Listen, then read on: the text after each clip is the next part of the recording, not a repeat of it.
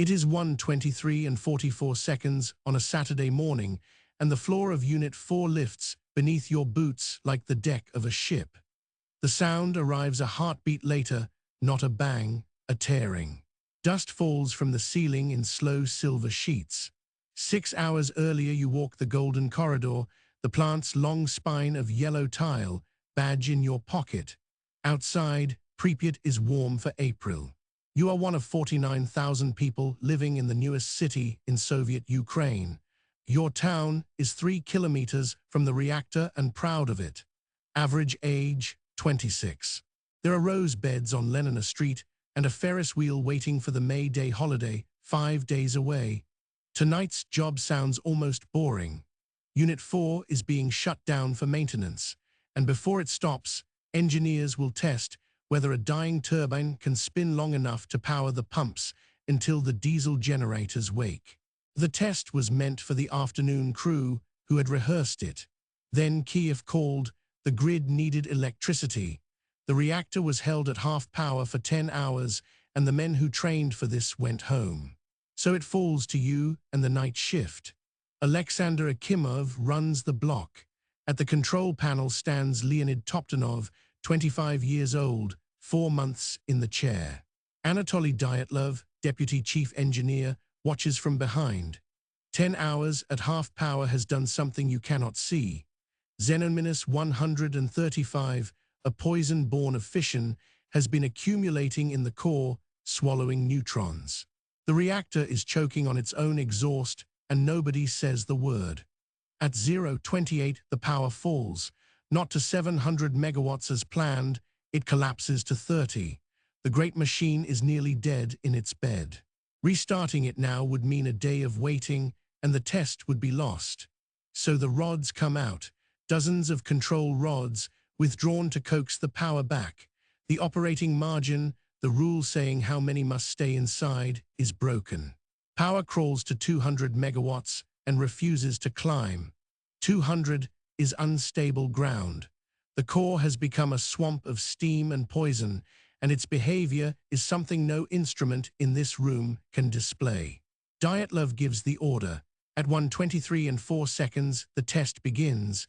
The turbine valves shut. The pumps, losing their driver, slow. Less water moves through the fuel channels, and the water that remains begins to boil. In this design, steam does not calm the reaction, it feeds it. 36 seconds in, something in the readings frightens Akimov. At 1:23 and 40 seconds, a hand comes down on a Z-5, the emergency scram, every rod driven home at once. It is the correct button, it is the wrong reactor. The rods are tipped with graphite, and graphite displaces water.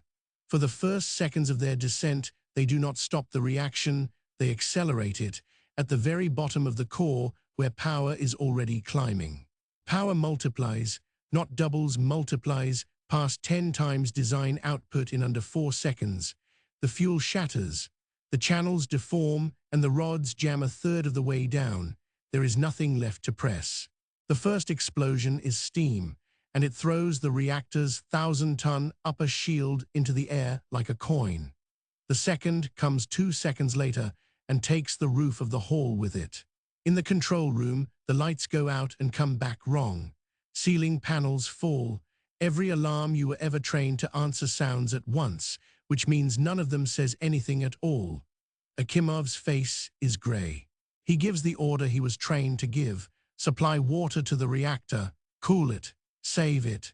Nobody in this room can accept the sentence that would make that order meaningless. Down in the pump hall, Valery Kodenchuk is already gone, the first man killed, buried under the machine he tended. You will never find him, he is still there. You go out to look, because looking is what people do. In the corridor, the air tastes like a coin held under the tongue. Water falls through the ceiling, and the walls end where the sky begins. Outside, in the floodlights, the ground is scattered with dark blocks, still and heavy. You recognize them the way you would recognize your own hand. Graphite, reactor graphite. There is only one place in the world it can come from. The core is open. Say it out loud, and you are a madman. Say nothing, and men will keep walking through it. Some of your colleagues stand there for an hour, arguing about the shapes on the concrete. You find a dosimeter. The needle pins instantly at 3.6 roentgen per hour, its highest number, which is not the reading, only the edge of what it can see. The instrument that measures the real field is locked away and broken, so the number becomes 3.6. High, but survivable. It is reported upward as fact.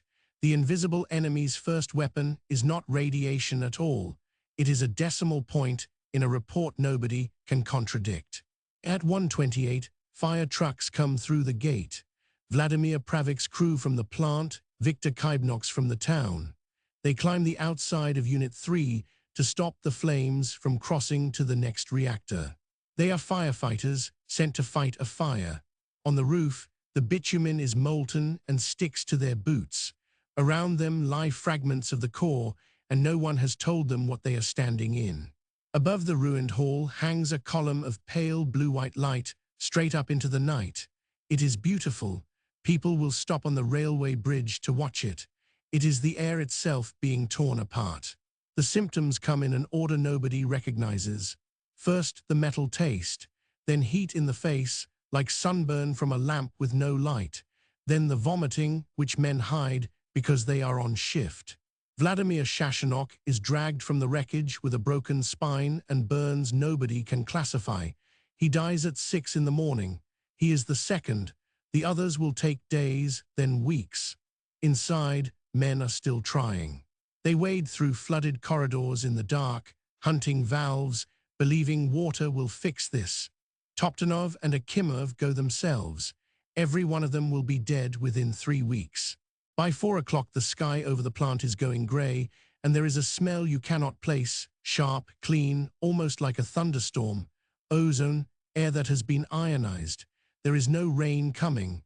In Pripyat, Saturday begins. Fishermen sit at the warm water outlet with a good view of the burning building. Children walk to school. Laundry goes up on balcony lines in the cleanest-looking air of the year.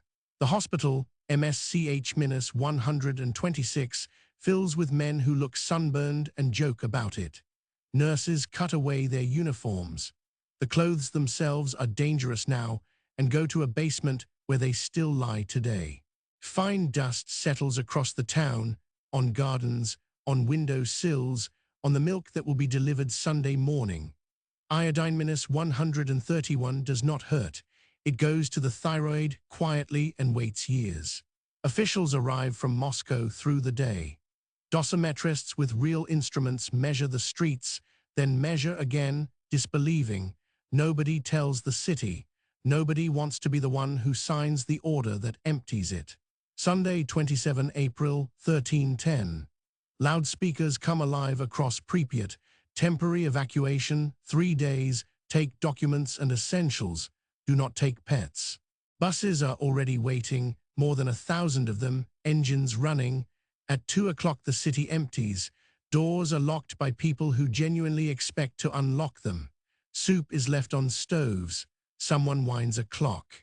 3 hours later, Pripyat is silent for the first time in 16 years. You are not on one of those buses.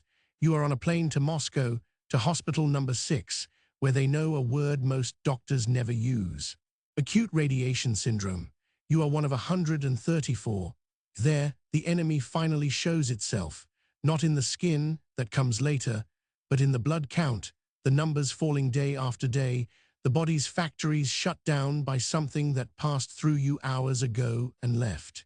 28 of you will not leave. The firefighters go first. They are buried in sealed zinc coffins under concrete because what is inside them is still active, still counting down long after the men have stopped. Behind you, 600,000 people are called in. Liquidators.